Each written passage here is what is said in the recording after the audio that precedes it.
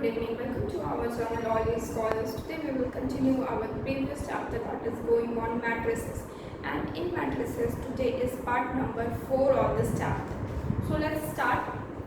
So in previous classes of matrices we have seen all the operation of matrices. In operation we have seen addition, subtraction, and in multiplication in multiplication case we have seen that किसी भी एक number को कैसे हम matrix के साथ multiply करते हैं, यानी कि अगर ये कोई नंबर है और उसको एक मैट्रिक्स के साथ मल्टीप्लाई करना है, जैसे कि 2, 4, 6, 3, तो यहाँ पे हम कैसे करते हैं, यानी कि के को ही हम क्या करते हैं 2k हो गया, यहाँ पे 4k हो जाता है, यहाँ पे 6k हो जाता है और 3k हो जाता है, यानी कि जो नंबर को आपको बाहर रखते हैं, यानी कि जो नंबर आपको मल्टीप्लाई करना है वो आपके मैट्रिक्स के अंदर के सारे एलिमेंट्स के साथ मल्टीप्लाई होता है। ठीक है, तो ये केस हम देखे थे किसमें मल्टीप्लाई जब किसी एक नंबर से करते थे पूरे मैट्रिक्स को।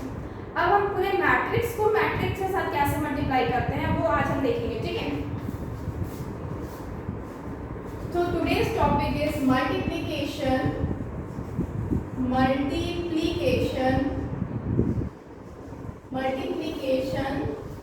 Of matrices.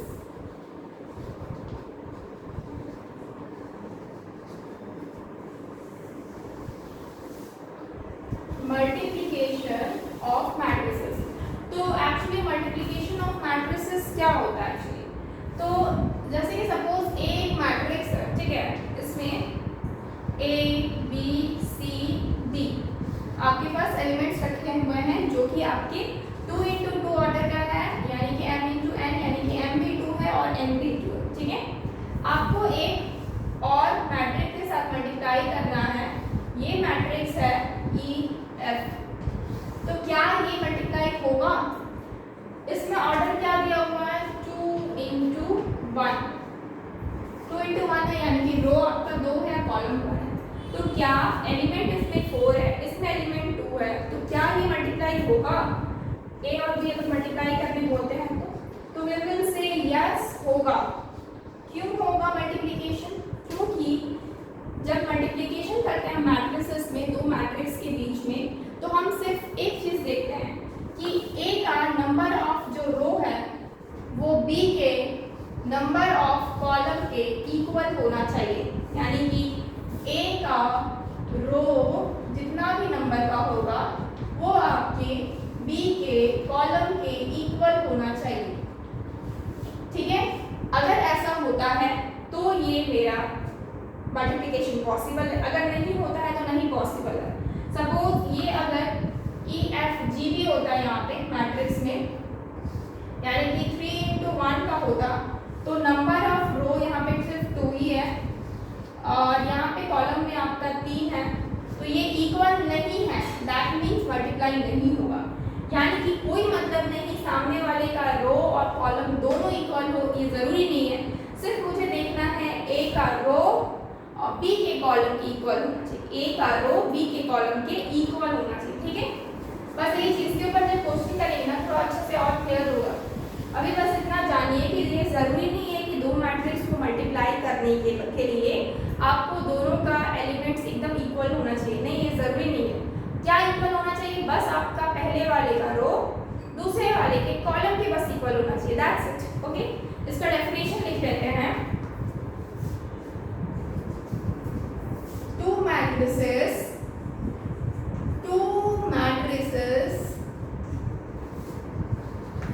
A and B are said to be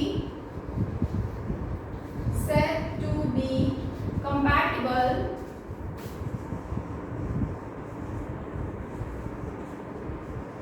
two matrices A and B said to be compatible for the product AB for the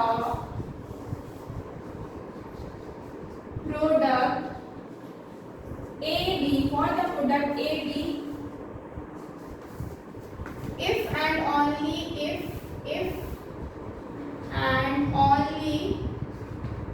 if the number if and only if the number the number of column of A is equal to number of rows in B.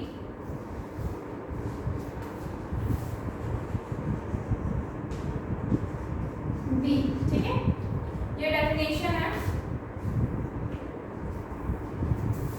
If A is of order m into n, A is of order m into n,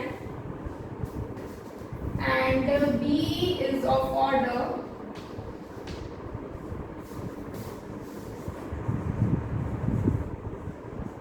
n into P,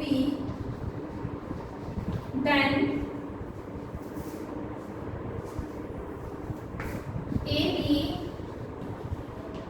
is of order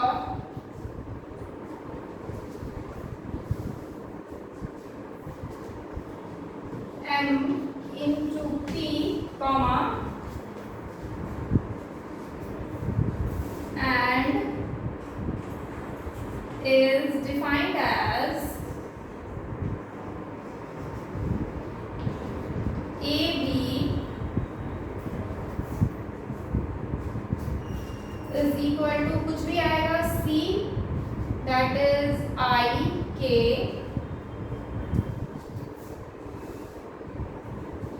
और आपका बाहर में जो order रहेगा वो M into P का रहेगा. ठीक है, तो ये ऑर्डर हो गया. एक्चुअली इसमें क्या है, सिंपल है, जो समझाए थे वही है. That is to matrices A और B एक मैट्रिक्स है. ठीक है, A और B एक मैट्रिक्स है, कोई भी मैट्रिक्स हो सकता है. ठीक है, एक कंपैटिबल तभी होता है मल्टीप्लाई करने के लिए A B प्रोडक्ट तभी हो पाएगा जब आपका कॉलम ऑफ A या फिर रोज ऑफ A, कुछ भी बोल सकते हैं, कॉलम ऑफ A या फिर row of A is equal to row of B. यहाँ पे कॉलम है तो यहाँ पे रोज हो गया, वहाँ पे रो होता तो यहाँ पे कॉलम हो जाता. ठीक है, मतलब पहले के कॉलम का अगर देखेंगे तो दूसरे के रो के इक्वल, और दूसरा का कॉलम देखेंगे तो पहले के रो के इक्वल होना चाहिए. If A is of order, अगर A का ऑर्डर m into n है, ठीक है, m into n, ठीक है, और B का ऑर्डर n into p है. सपोज हम यहाँ पे एग्जांपल ले लेते हैं. ठीक है, जैसे कि A एक मैट्रिक्स है, that is A B C D E F. ठीक है, तो ये कितना है, 2 into 3 का मैट्रिक्स है, 2 into 3 का मैट्रिक्स है ना. ये रो 2 हो गया, कॉलम 3 हो गया, तो m आपका कितना हो जा रहा है, यहाँ पे 2 हो जा रहा है, और n कितना हो जा रहा है, 3 हो जा रहा है. ठीक है, ये दूसरा जो मैट्रिक्स है B, उसका ऑर्डर क्या होना चाहिए, n into p. p मतलब आपको कुछ भी हो सकता है इन दोनों के अलावा. बस B में जरूरी बस ये है कि इसका जो कॉलम वाला पार्ट है ना वो इसके रो के पार्ट में आ जाए. ठीक है, यानी कि अगर यहाँ पे n 3 है तो यहाँ पे आपका रो 3 होना चाहिए. ठीक है, जैसे कि A B C D E F. ठीक है, ये हो गया. ये कितना हो जाए, ये रो 3 है, कॉलम आपका कितना है, 2 है. आप कॉलम 3 भी बना सकते हैं, G H I, चलो 3 बना देते हैं ताकि आपको पता चले कि दोनों डिफरेंट डिफरेंट. ठीक है, कॉलम ऑब्वियसली डिफरेंट दिख रहा है, इसमें रो 2 कॉलम 3, इसमें रो और कॉलम दोनों 3 3 है. तो यहाँ पे क्या हो रहा है कि यहाँ पे m आपका कितना है, 2 है, m into 2 का मैट्रिक्स है, यानी कि 2 into 3 का मैट्रिक्स है. यहाँ पे n जो है वो आपके रो के इक्वल होना चाहिए, यानी कि पहले वाले के इक्वल होना चाहिए, यानी कि ये आपका n into p होना चाहिए, यानी कि p यानी कि बाद वाला जो है, यानी कि कॉलम कितना भी हो उससे मतलब नहीं है मुझे b का सिर्फ रो आपका होना चाहिए n, यानी कि जो यहाँ पे है. ठीक है, कॉलम से मुझे मतलब नहीं है.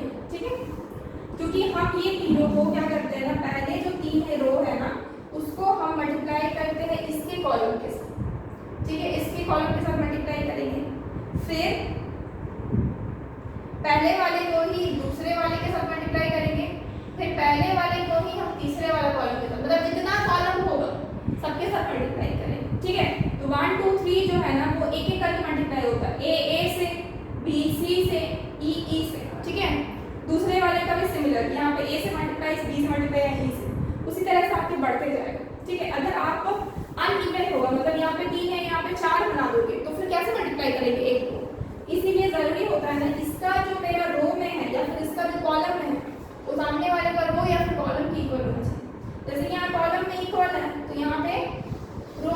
इक्वल हो, ठीक है, तो रो आपका इक्वल है, ठीक है। जैसे मल्टीप्लाई करना है मुझे, ठीक है, जैसे मेरे मल्टीप्लाई करना उस हिसाब से क्वेश्चन में रहेगा ये चीज़ कि किसका क्या इक्वल होना चाहिए।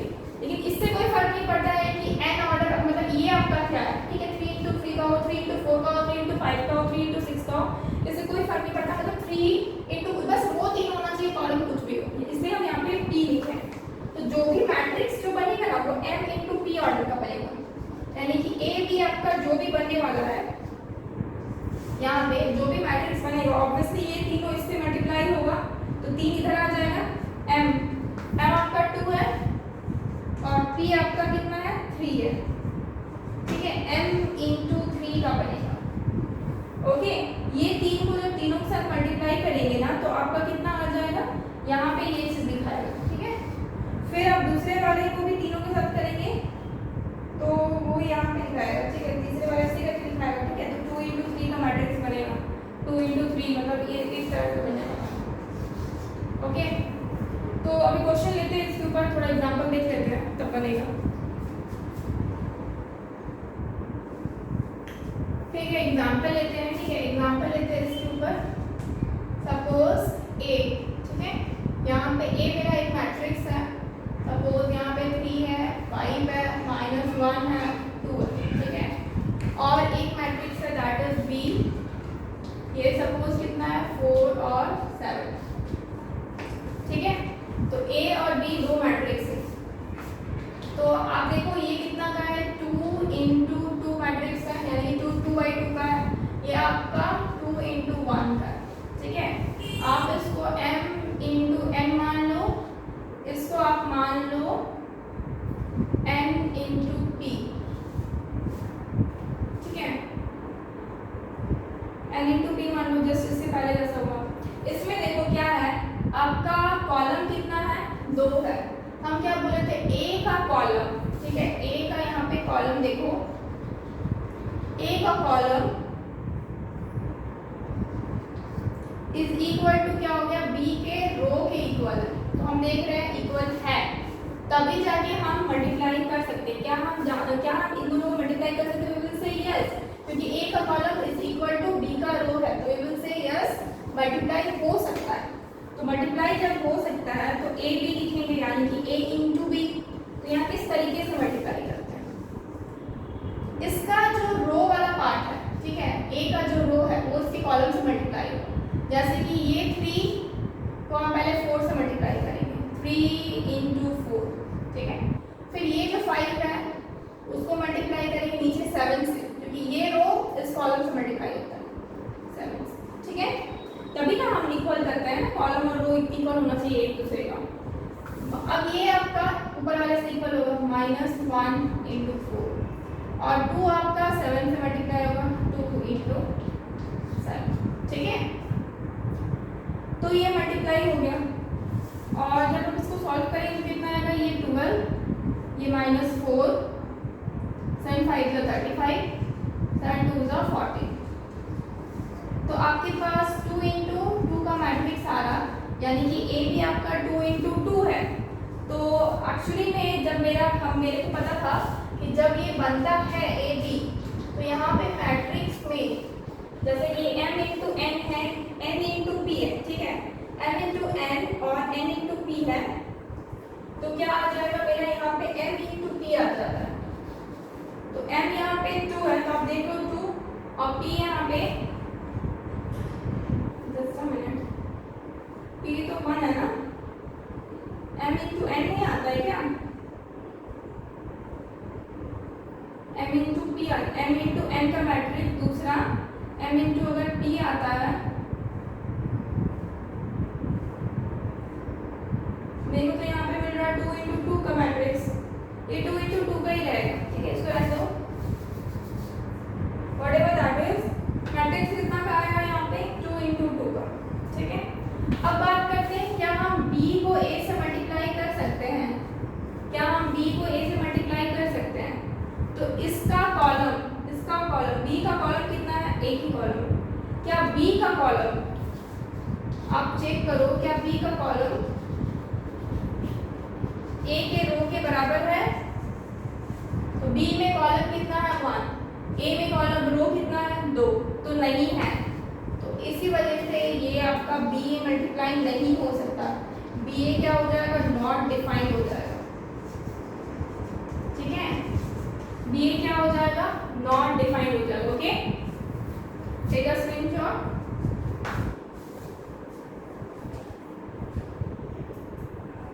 ओह जस्ट अ मिनट, वही चीज हम कंफ्यूज हो गए थे। ठीक है, ये इसको मल्टीप्लाई किए, ठीक है, इन दोनों को प्लस हो जाएगा यहाँ पे, ये 3 को 4 से मल्टीप्लाई किए, 5 को 7 से किए तो प्लस हो गया, यहाँ पे प्लस का साइन आ गया, मतलब ये दोनों अलग अलग सॉल्व होगा और सिंगल ही आने वाला है आंसर, 2 × 2 का नहीं बनेगा।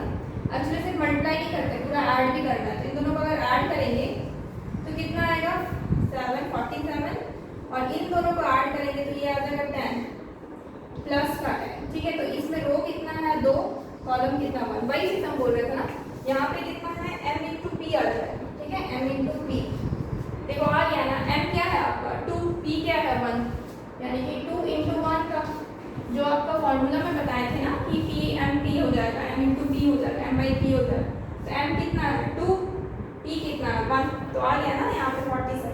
एक्चुअली यहाँ पे मल्टीप्लाई भी करके साथ साथ आपको ऐड भी करना है। ठीक है, 3 को क्या किए आप 4 से मल्टीप्लाई किए, प्लस 5 को क्या किए 7 से मल्टीप्लाई किए, दैट्स इट। -1 को 4 से मल्टीप्लाई किए, नीचे रखे हैं, मतलब ये आपका नीचे है तो नीचे पे ही है, तो आपका नीचे है तो नीचे, दोनों को बस ऐड कर देना। Okay, take a screenshot now.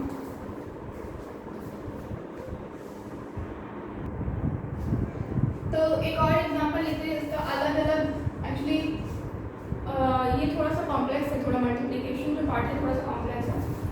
तो सपोज यहाँ पे ए ले लेते हैं हम, यहाँ पे 1 5 2 0, ठीक है, बी सपोज ले लेते हैं फिर -3 हो जाएगा, और क्या ले सकते हैं,